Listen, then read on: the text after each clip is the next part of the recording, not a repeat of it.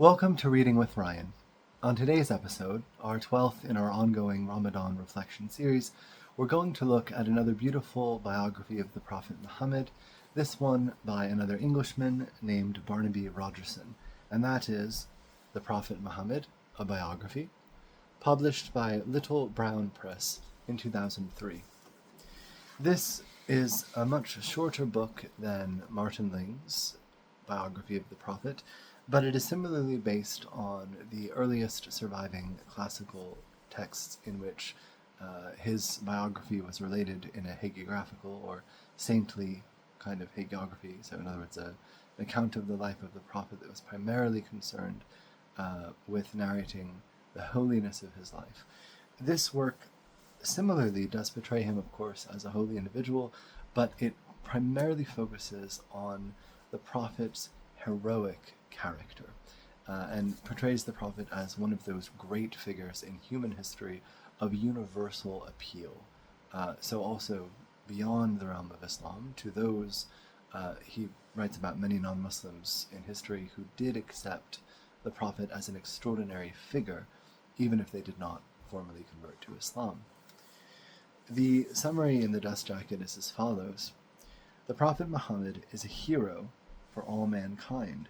In his lifetime, he established a new religion, Islam, a new state, the First United Arabia, and a new literary language, the classical Arabic of the Quran. For the Quran is believed to be the word of God revealed to Muhammad by the Archangel Gabriel. A generation after his death, he would be acknowledged as the founder of a world empire and a new civilization.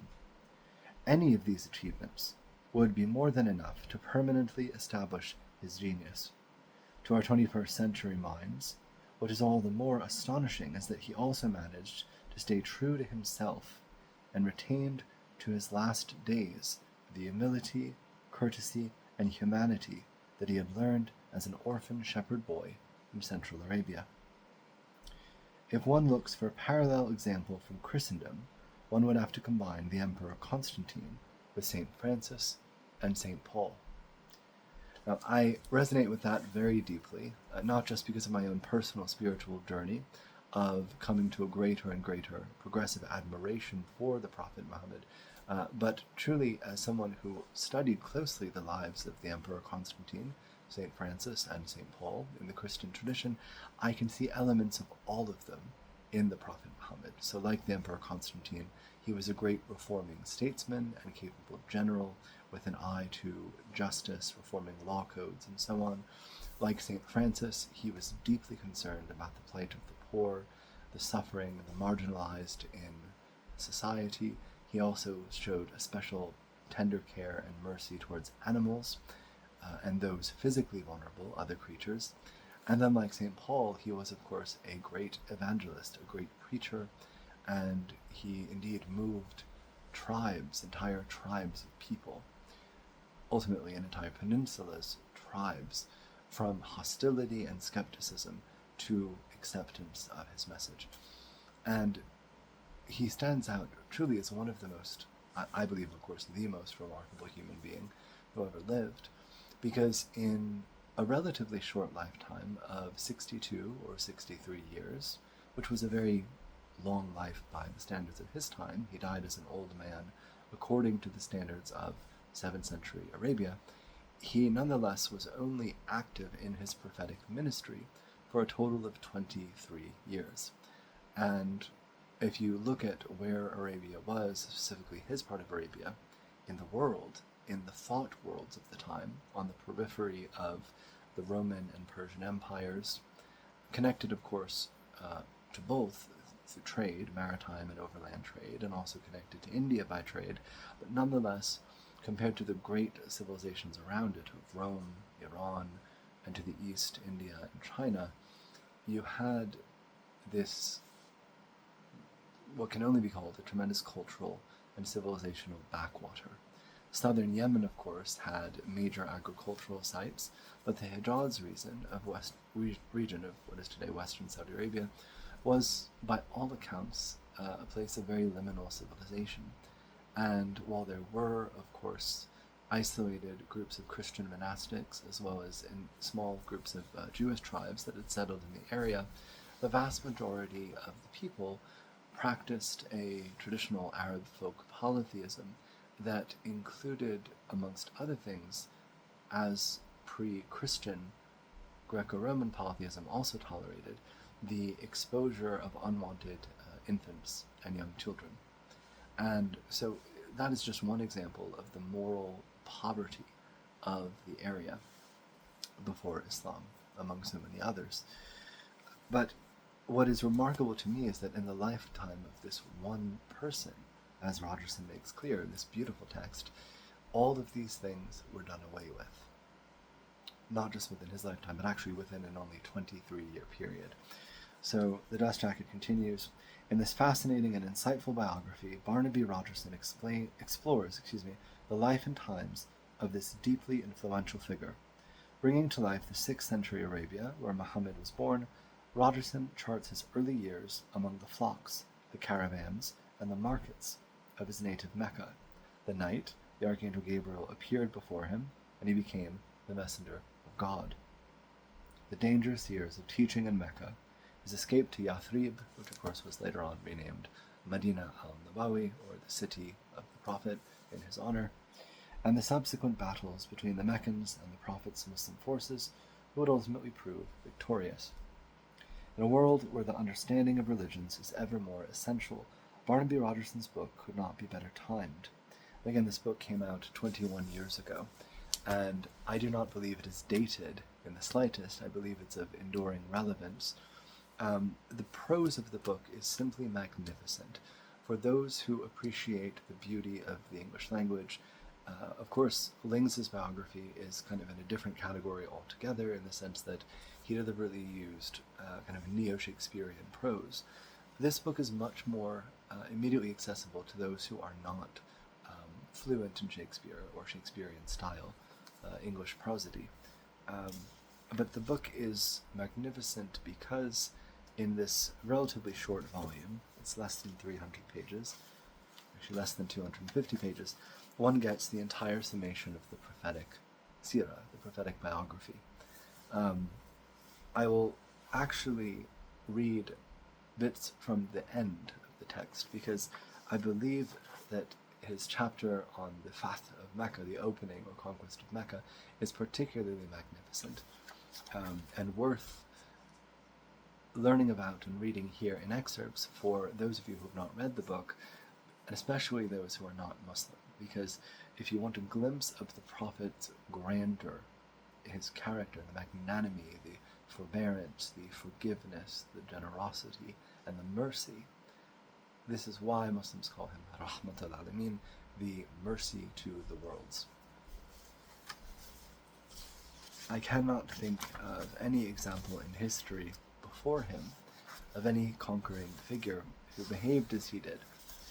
After him, the only great statesman I can think of who behaved similarly was, of course, someone who always strove to follow his example when it came to his dealings with his defeated enemies, and that would be Saladin Ayyubi, or Saladin as the West knows him, when he conquered, or liberated, more accurately, Jerusalem from the Frankish and Italian Crusaders in 1187. The Crusaders had taken the city in 1099, bathing it in blood. By most accounts, including their own, in 1099 the Crusaders killed about 40,000 of the city's population, men, women, children, the elderly. They butchered specifically the Jewish and Muslim populations of Jerusalem, and also many of the Orthodox or Byzantine Christians of the city. And then they turned the mosques and synagogues, those they didn't repurpose into churches, they turned into stables or for other sorts of profane and secular uses. By contrast to this, when Saladin took the city in 1187, he gave orders that the entire civilian population of Christians, if they wished to leave, was free to leave. Most of the Latin Christians left, and all he commanded was that they not take up arms against him again for a certain amount of time. Most of the Byzantine or Orthodox and other Eastern Christians stayed, and of course the Jews, who had been expelled from the city by the Crusaders, and those who had clandestinely remained, had to hide their religion, along with the Muslims, they were welcomed back. So this is a huge point of departure, how Saladin treated the conquered Jerusalem, or the liberated Jerusalem, versus how the Crusaders had 88 years before. Saladin sought to embody and honor the prophetic example, the Sunnah of the Prophet Muhammad, in how Muhammad dealt with and mercifully dealt with the defeated pagan Quraysh, because the Quraysh of the pagans among them had been the torturers of his people, the abusers of his people. They had sent assassins against him personally. The boycott they organized against the first Muslim community had resulted indirectly in the death of his beloved first wife, to whom he had been married monogamously for 25 years until her death. So many of the defeated pagan Quraysh of his tribe, when he was victorious over them and they were brought to him, were expecting death. This was the standard punishment for defeated enemies in that time, in the Western world as well as the Eastern world and everything in between. But instead, he exiled a handful of them, but the vast majority he forgave, and he accepted them to eventually, if they wished, convert and embrace his religion. And so I'll read just several excerpts from this. It's chapter 8, titled Victory and Magnanimity. Muhammad Converts Arabia to Islam. This is on page 174. After the sacred rituals had been completed in the valley of Hudaybiyah, the Muslims broke camp. The column of weary pilgrims turned their backs on the road to Mecca and took the trail north to Medina. It was March, and the brief but intense springtime in the desert would normally have lightened their mood. Instead, there was a sullen air about the caravan. Since the signing of the 10-year truce with the Quraysh, there was no longer any threat of an ambush or a pitched battle. The scouts still rode out ahead of the main party, but no one now feared the sudden descent of horsemen from a gully or a shower of arrows falling from a rock face. They should have felt relief. Instead, they felt exhausted and irritated. It had been a time of great tension. It was as if the life force had been drained from them. As they marched, they were able to reflect on the true nature of this pilgrimage. They had been deserted by all their new converts and allies amongst the Bedouin tribes, but it was little wonder. It must have looked as if the Muslims marching towards Mecca were going, as so many lambs, to the slaughter. As they searched further into their souls, they realized that they too had not been sure they would survive the pilgrimage. Deep down, they had expected some violent confrontations, some resolution that would either have seen them as masters of the Kaaba, or striding after their beloved master, the Prophet of God, as he led them as martyrs into heaven. Instead, they had never got near Mecca, and now had to endure the insulting language of this wretched treaty. Who wanted a truce that would allow the rich caravans of the Quraysh to pass by Medina unmolested, that would put an end to the thrill of raids, ghazwa, and missionary expeditions deep into the desert. Muhammad was traveling apart from the main caravan. When the caravan was about halfway back to Medina, a messenger was spotted, galloping back from the Prophet. This man diligently sought out Umar, this is Umar ibn al-Khattab, from the ranks, and escorted him away. Ever since Omar's outspoken defiance of the Prophet, some sort of confrontation had been expected. All eyes followed the pair as they made their way forward. Omar, a man of incorrigible strength, a titan among warriors, whose convictions were as firmly held as the hilt of his sword, and who was acknowledged as one of the chief adornments of Islam, now looked abject and powerless. But when the caravan eventually caught up with him, Omar appeared radiant. The Prophet had uttered a new revelation, a new gift from God. They heard the 30 verses of the Victory Surah for themselves after the evening prayers. This surah expressed all their collective fears, desires, and dissent. To hear it must have been an extraordinary but deeply disturbing moment for the common believer. It began, "We have given you a glorious victory, so that God may forgive you your past and future sin," a powerful definition that a truce, even if it brought only partial peace, must be saluted by Muslims as a victory, and that the object of all just warfare must always be the creation of peace. The surah also expressed a firm confidence in the future. He has caused you to do as you have done, that he may bring the believers, both men and women, into gardens watered by running streams. The Muslims should be proud of their ordeal. Quote, God was well pleased with the faithful when they swore allegiance to you, meaning to the Prophet, under the tree. He knew what was in their hearts. Therefore he sent down tranquility upon them. The word used in the Quran for tranquility is sakinah, which has strong connotations with the Hebrew shekinah, the holy presence of God. Here was honor indeed. To have been present at Hudaybiyah was later to become the proudest boast that a veteran Muslim could make. It had been a testing time indeed, a test of fortitude as well as faith, of forbearance, and of trusting in fate. By the time the pilgrims returned to Medina, their spirits had soared, though they were physically exhausted. Even the Prophet was affected. A sorcerer in Medina, named Labid, used this moment of weakness to cast a spell on Muhammad. He acquired some of his hair. This was not a difficult thing to do. The Prophet had had his luxuriant locks of hair shaved off during the sacrifice at Hudaybiyah, whereupon they were pounced on by his followers, who treasured them as relics and distributed them amongst the faithful. Labid tied a strand of the Prophet's hair into 11 knots, while his daughters breathed spells onto the hair as each knot was tied. Thus bewitched, the hair was then enclosed within the pollen-rich male flower of the date palm and flung down a deep and obscure well. The spells sapped the vitality and appetite of the Prophet, and his memory started playing tricks on him. Fortunately, he was able to divine the source of the problem and took to chanting 2 of the blessings that had been revealed to him during the years of persecution in Mecca. Say, I take refuge in the Lord of daybreak, from the evil of that which he hath created, and from the evil of dusk, when it dimmeth into night, and from the evil of the women who breathe upon knots, and from the evil of the envier, when he envieth. This is Surah Falaq, number 113, the second to last surah of the Quran, followed by the last surah of the Quran, Surah An-Nas. Say, I take refuge in the Lord of men, the King of men, the God of men. Men here means mankind.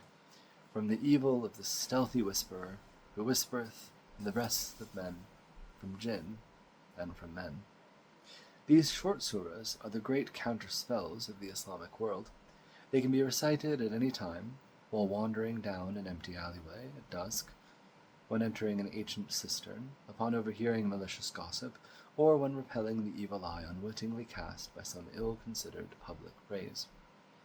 Within Islam there is nothing half-hearted about beliefs in spells, witchcraft, and the spirit world of the jinn. They are testified to in the Quran. They are known to exist, a parallel universe that is as powerful as it is mortally dangerous to the soul. Once he had recovered his strength, what did the Prophet do to the sorcerer? Did he torture him on the rack, like the Dominicans of the Spanish Inquisition did their victims? Did he order him to be walked through 4 sleepless nights, like the English Puritan witch-finders? Did he demand the names of his accomplices under the threat of an auto da fe, meaning an act of torture followed by burning alive at the stake in the Spanish Inquisition? Did he launch a whole-scale purge like that of the good burghers of Salem in Massachusetts? That was not Muhammad's way. Having confessed to the Prophet that he had taken a bribe to cast a spell on him, Labid walked away, a free man, and also a live one. Muhammad's only action was to order the old well, now poisoned by witchcraft, to be blocked up and a new one dug in its stead. There were other more pressing political concerns to attend to. Uthman, with the experience of his embassy to Mecca behind him, had reported that there seemed to be a weakening among some of the Quraysh in their opposition to Islam. In any case, the Prophet now felt that it was safe to recall one of the last groups of Muslim refugees from their sanctuary in Christian Abyssinia.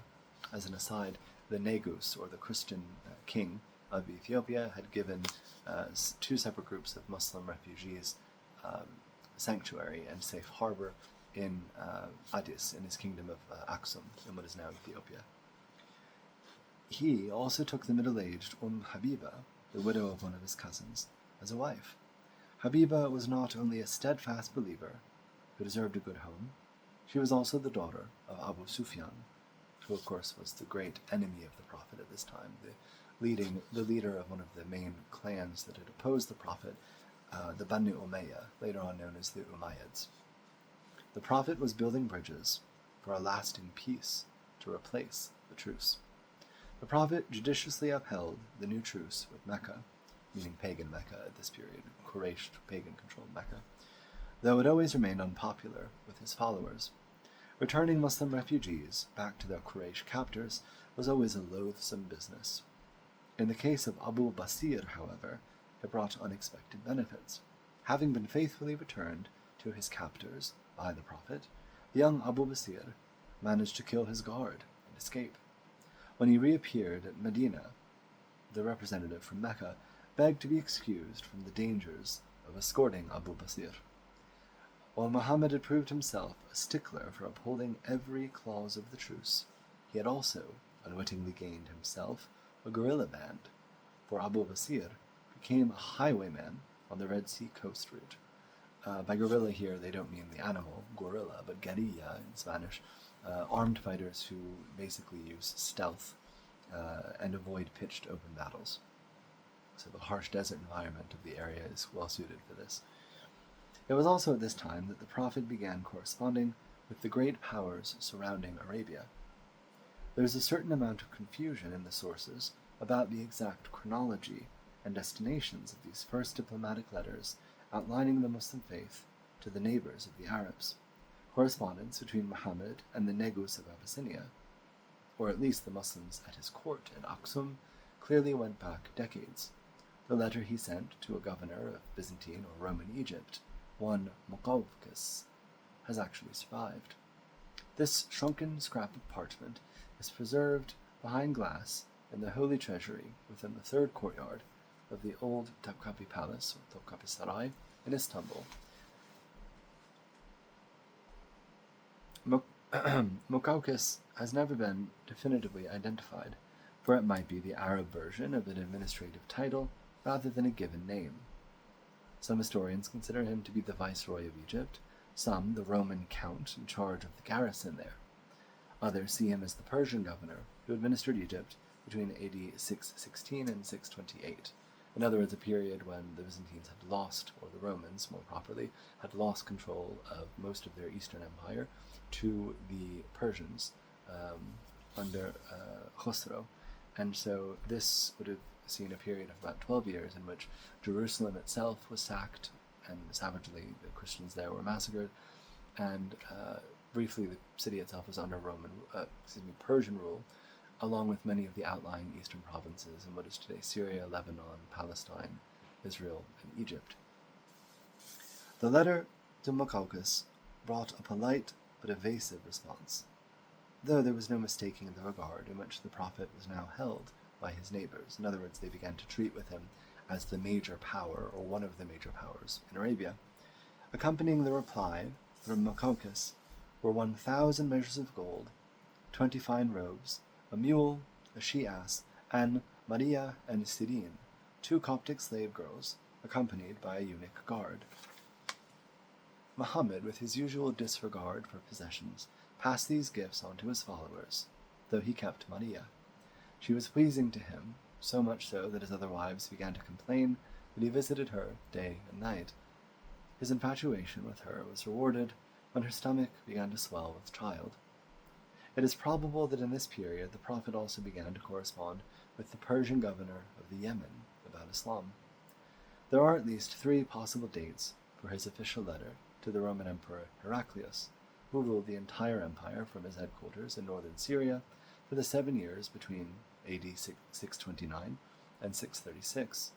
The year 628 is a possible starting date for this correspondence, though it was a time of confusion in the Near East. A Persian army had penetrated deep within the Roman Empire and held Syria and Egypt, while another Persian army sat hungrily looking at the walls of Constantinople from the other side of the Bosporus. In December 627, Heraclius smashed a Persian army outside the ruins of Nineveh in Assyria, modern-day northern Iraq, and went on to fire the Persian imperial palace in January 628, for which he was compared unfavorably by the Persians as a latter-day Alexander, since of course Alexander the Great, or Iskandar in the Islamic and Persian literature, he and his companions got drunk one night and destroyed the great Persian palace at Persepolis. By the summer of 628, the two empires were officially at peace, although the final repatriation of troops would take another year or so. In terms of the historical context here, it's worth noting that the Persians and the Romans, or later on here we can call them the Sasanian Persian dynasty, and their predecessors, the Parthians, had been warring intermittently with the Romans at this point on and off for about 700 years. Of course, previously, about 1,000 years before this, the Achaemenid Persians, the first great Persian empire, were at war with many of the Ionian Greeks and later on the Western Greeks, or the main peninsula Greeks, as well in the classical age. The synchronicity of events between the world outside Arabia and Arabia itself is uncanny. The struggle between Persia and Byzantium had begun very slowly in 610 with the deposition of the usurper Phocas from the palace of Constantinople and the Persian occupation of Antioch the next year. 610 was the year that the first revelation came to the prophet. The years 612 to 22 witnessed a steady escalation in the disagreements between the prophet and the pagan Quraysh, just as the relationship between Heraclius of Byzantium and Khosroes of Persia deteriorated. From 622 to 28 was the period of total war between the Persian and Roman empires. This dovetails exactly with the beginning of the Muslim war against Mecca, about 622, when Muhammad fled to Medina, later on, so Yathrib, which was later named Medina in his honor, up to the truce of 628 at Hudaybiyah. It is as if these two very different spheres were working together in some hidden harmony, a harmony that worked heavily in favor of Islam. For without the distraction of the 6-year war between the two empires, without their mutual destruction of the Ghassanid and Lachnid Arab kingdoms, so the Ghassanids were Arab federati or allied tribes of the Romans, and the Lachmids were federati or allied tribes of the Sasanian Persians, in both of whom were in northern Arabia, in what is today the borders between Saudi Arabia and Jordan on one hand, and Saudi Arabia and Iraq on the other. For without this distraction, the history of conflict between Mecca and Medina might well have taken a very different course.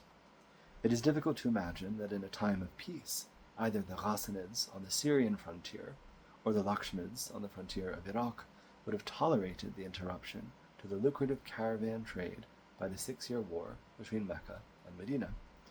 Nor is it difficult to see which side they would have backed, the respectable Quraysh merchants or the Medina-based raiders. A single military advisor, a young Roman captain seconded to the desert front, or a Persian military engineer, could have transformed the outcome for the Quraysh, had they been on hand, in other words, to help the Quraysh, after either the Battle of Uhud, the Siege of Medina, or during the pilgrimage of 628. Instead, Arabia was left to work out its own destiny at this crucial time. In other words, because of the wars between the Romans and the Persians, the Quraysh, who controlled for over a century at this point the wealthy caravan routes between Arabia on one hand and Rome, and Arabia and Persia, they did not interfere and they did not back the Quraysh because they were too consumed with their own border wars. So this ultimately is providential for the rise of Islam.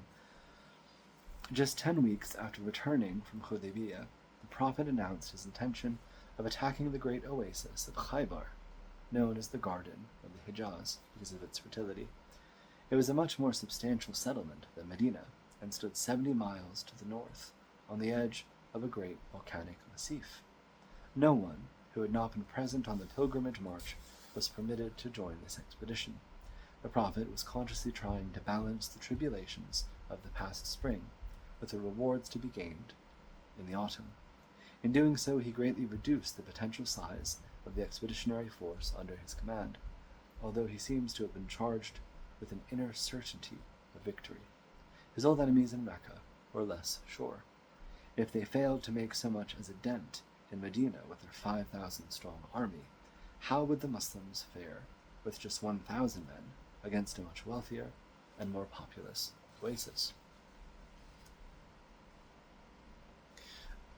I'm going to skip ahead here, but suffice to say, Khaybar was ultimately conquered by the Muslims, led mainly by the Prophet's son-in-law and cousin Ali ibn Abi Talib, who is credited with a number of miraculous aspects of the victory, including lifting the gate from its hinges after previous companions of the Prophet had tried to take the fortress and failed to do so. He, as was typical of the Qurayshi custom, challenged several of the Khaybar fortress defenders to single combat, and he defeated, whether disarming or killing, all of them, following which he then took the fortress. And so this was a major strategic victory, as well as a practical one, in the sense that the Muslims gained valuable new territory and, in this case, date palms and oases for farming and produce and commerce. And on the other hand, they gained immensely in prestige. And so the Quraysh in Mecca, the Prophet's original hometown, and the hometown of most of the Muhajirun, the immigrants from Mecca who had gone with the Prophet to Medina, to Yathrib, were heartened immensely by this, whereas the polytheistic community of the mercantile, sort of capitalist elite in Mecca were deeply disturbed.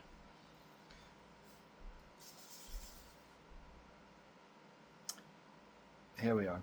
This is the most important part of this chapter, I think, which is what I ultimately wanted to get to, but I wanted to give you that lead up to give a sense of some of the most important events in the year before the greatest triumph of the Prophet's life.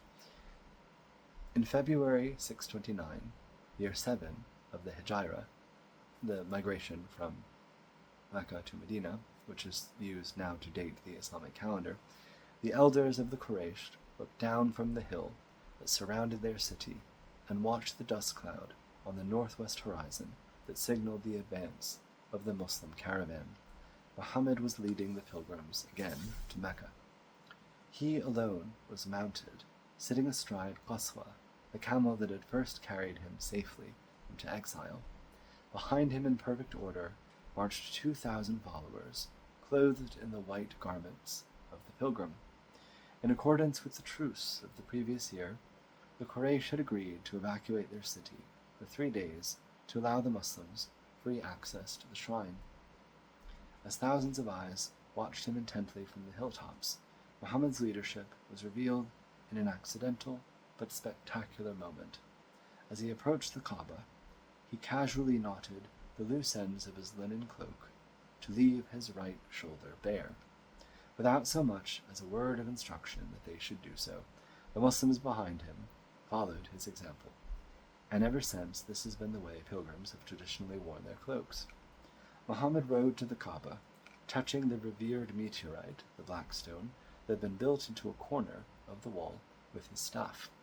He then dismounted and made the 7 circuits, or tawaf, of the Kaaba, and the 7 runs between the hillocks of Safa and Marwa, just outside the sanctuary. At Marwa, the Prophet sacrificed a camel and had his head ritually shaved. At noon, he asked Bilal to sound the call to prayer. Bilal calmly ascended the roof of the Kaaba, entrance to which the Quraysh had kept locked. As the voice of the muezzin echoed through the empty streets of Mecca, the faithful obediently flogged into the courtyard to stand shoulder to shoulder with one another. As they completed their accustomed cycle, first the standing prayer, then the kneeling prayer, and then the solemn prostration, the antagonism between the Muslims and the citizens of Mecca started to clear like morning mist in the warmth of the sun. The Meccans had seen for themselves the discipline of the Muslims. They had seen the respect with which the Kaaba had been treated, because of course the polytheistic Meccans of the Quraysh revered the Kaaba as their sanctuary as well. It had been for centuries their most beloved chief sanctuary in the city. And they had just witnessed the fact that their city of Mecca stood as the central lodestone or locus of Islamic prayer. Their fears about the desecration of their temple and the destruction of their city appeared to be groundless. As the Muslims camped out in the streets of the empty city over the next 3 days, there were endless opportunities for tearful reunions between families and friends who had long been separated by war. At first, such reunions were covert affairs carried out at night. By the 3rd day, the fraternization had broken down all such reserve. The news that the Prophet's uncle, the rich banker Abbas, had just contracted a marriage alliance with his nephew reflected the political shift that was taking place. Abbas was enormously influential in Mecca and known for never putting a foot wrong. His equivocal status as close kinsman of the Prophet and leading citizen of Mecca had always been respected by both parties, and the marriage alliance indicated that he was moving ever closer toward the Muslims. The leaders of the Quraysh, however, moved to call a halt to any further fraternization between the two sides. They refused permission for the Prophet to stage a wedding feast in Mecca, and instructed him to evacuate the city at the end of the 3 days granted by the truce. But they were already too late to stop the flood of defections to Islam. Shortly after the Muslims returned to Medina, the Quraysh lost their 2 most capable battle commanders. The defection of Khalid ibn al-Walid and Amr ibn al-As, who had independently left Mecca to make their submission to the Prophet, completed the decisive shift in the balance of power. These 2 men, both of whom had done everything within their very considerable powers to destroy the Muslims, were greeted joyfully like prodigal sons. Khalid and Amr would quickly go on to win their place within the community, for 629 was also the year in which the Muslims first made direct and disastrous contact with the Byzantine Empire, or the Romans.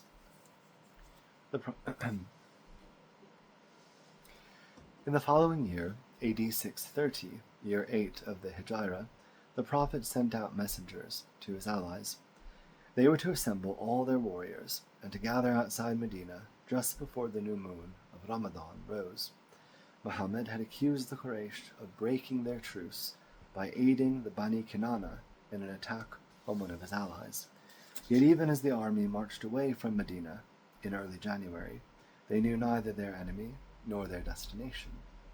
Was it to be Taif, the Hawazin tribe, Mecca, or the Bani Kinana tribe? The Prophet remained inscrutable, oblivious to his soldiers' inquiries. It did not matter, for that year they would go wherever he led.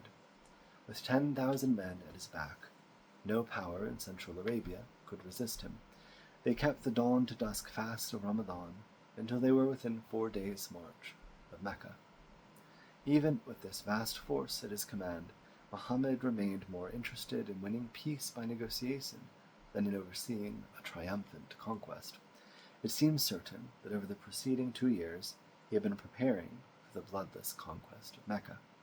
Muhammad had carefully planned marriage alliances with his uncle Abbas and Abu Sufyan, the pagan leader of the Quraysh.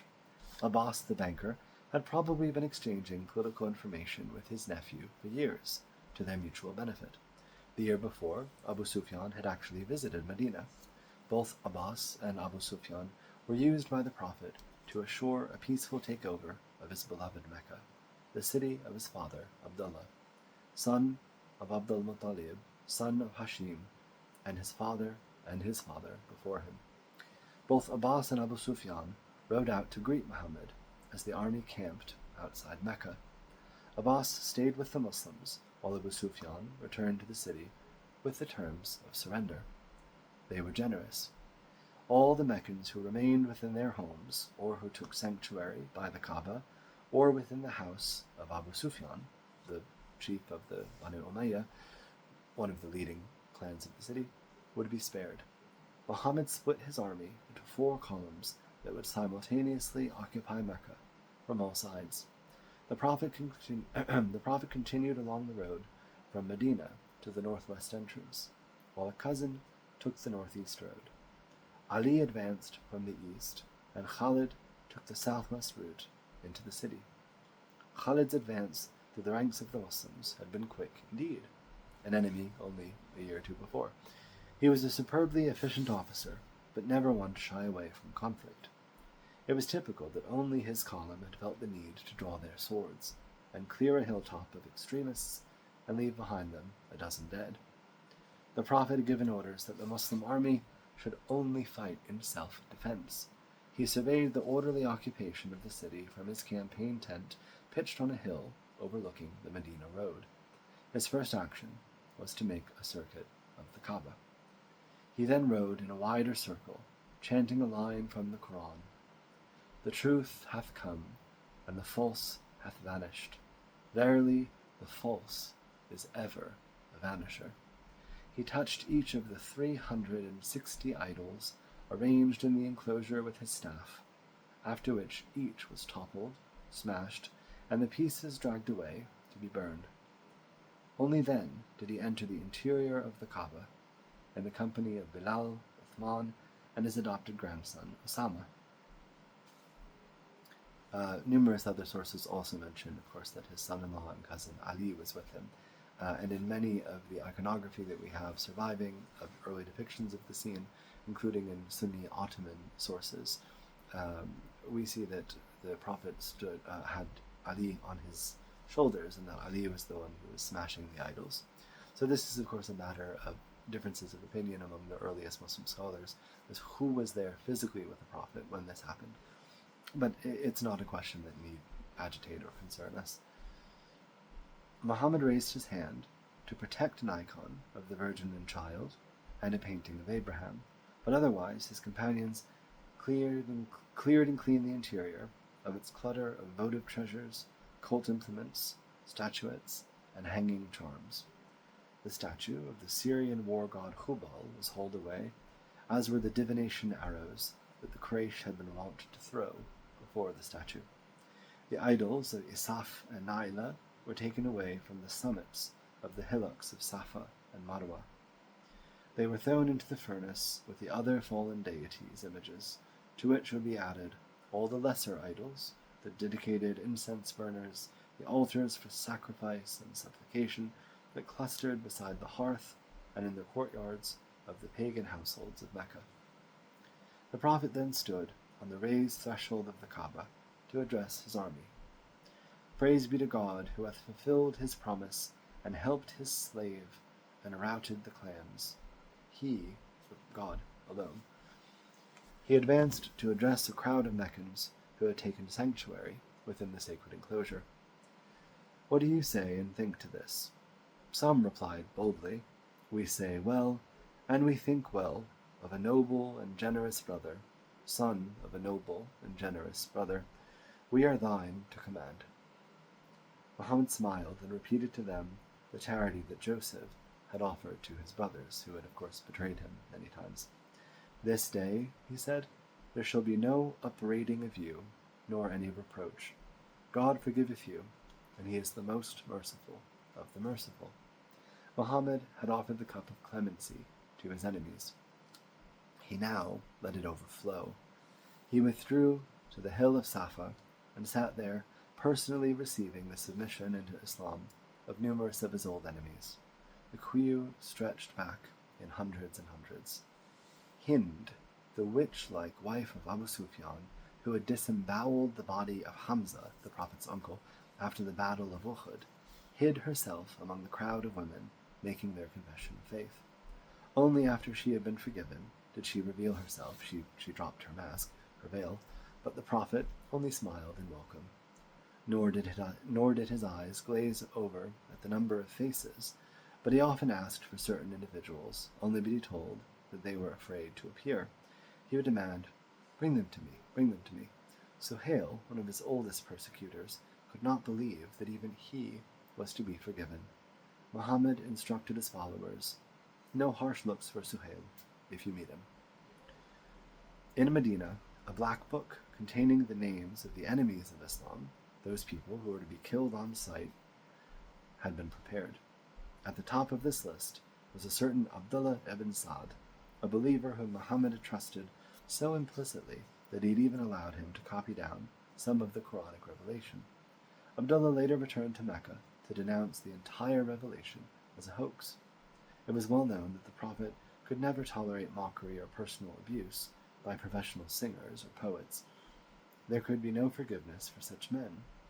Yet, the Prophet pardoned Abdullah. The magnanimity displayed that day turned into a second victory. So this book again, The Prophet Muhammad, a Biography by Barnaby Rogerson, is well worth your read. It is meticulously cited throughout by all of the earliest surviving classical biographical works, and of course Rogerson's actual prose is simply beautiful. So I hope that many of you will enjoy it. As always, if you've enjoyed this video, please do subscribe to get notified about our latest upcoming videos. Thank you so much.